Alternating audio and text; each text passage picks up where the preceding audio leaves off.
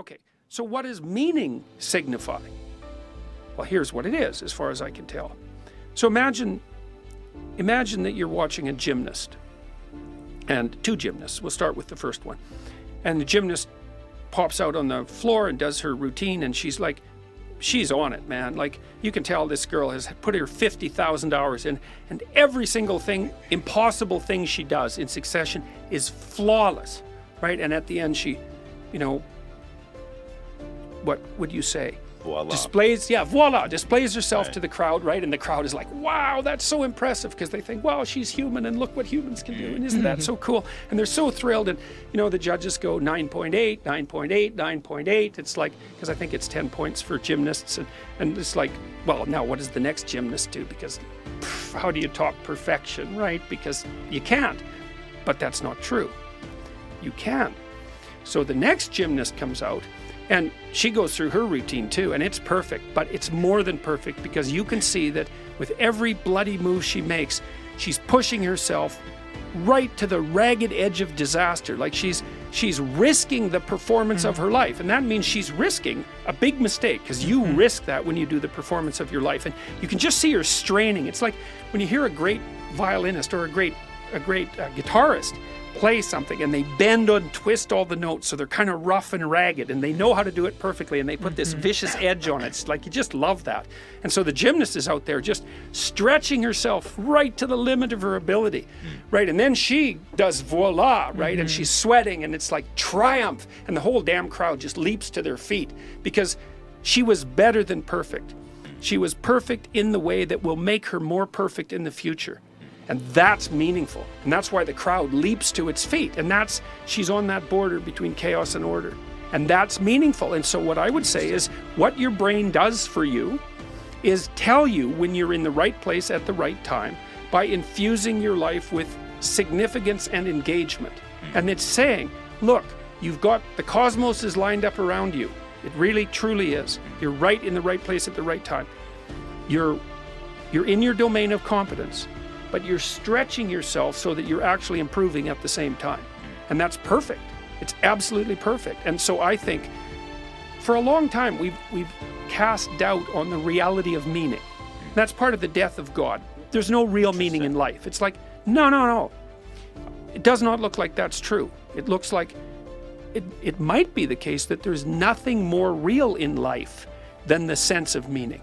I actually think you can I do make that case in 12 Rules for Life. I think you can make a completely coherent case that meaning is an unerring guide. There's limits. If you're going to allow your sense of meaning to guide you, you don't want to lie to yourself, because you pathologize the instinct. Because if you keep filling your head up with nonsense, the meaning generator is going to become corrupted, and it's going to make things shine for you that shouldn't shine. They'd only shine for someone who's corrupt. So if you're going to be guided by your sense of meaning, then don't fill your spirit with garbage. That sort of applies to the first few rules. Don't lie. Don't do things that you hate. You're building upon the previous rules. Right. Don't make the thing that guides you ill. And so you think that meaning is that living on the border of chaos and order. You bet. That's the great. Tao. That's That's the really- Tao. Yeah. That's where you are. If you live in Tao, it's on the line And between so chaos and order. controversy, or on the other end, you say not what is expedient. So how do you confuse those two things?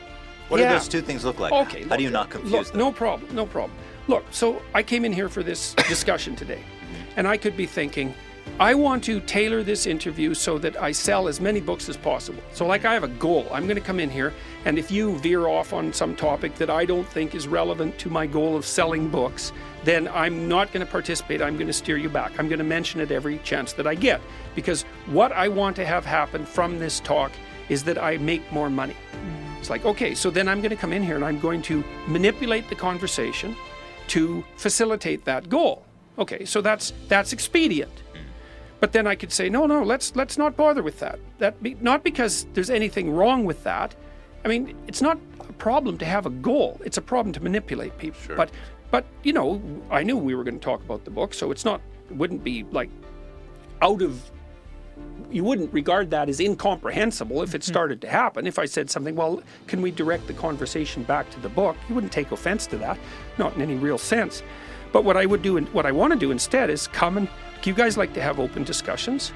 And like what we're doing when we're having an open discussion is we're trying to elevate each other's spirits. And so that's like rule 9, right? Assume that the person you're listening to knows something you don't. It's like there's things you need to know. There's things I need to know. There's things you need to know. If we actually have a talk, maybe we'll all come away less stupid. And since if you're stupid, you wander into a pit, then maybe it would be better if you weren't stupid. And so I'd rather come on and say, well, let's engage. So let's occupy that place of meaningful conversation. Let's trust it and see where it goes. And then let's assume that whatever happens is the best thing that could have happened. It doesn't matter. Because maybe the right outcome for this podcast isn't a particular percentage of increment in book sales. Maybe it's the fact that, well, we got along and we decided to do something else together in the future, or maybe 5 things in the future, or maybe it's more inspiring for the listeners. And so there's also this idea, this relates to the idea about truth. There's a real fundamental idea that's really deeply rooted in Western civilization, which is that the most daring possible approach to life, and I would say the most meaningful approach, is to tell the truth and let whatever happens happen.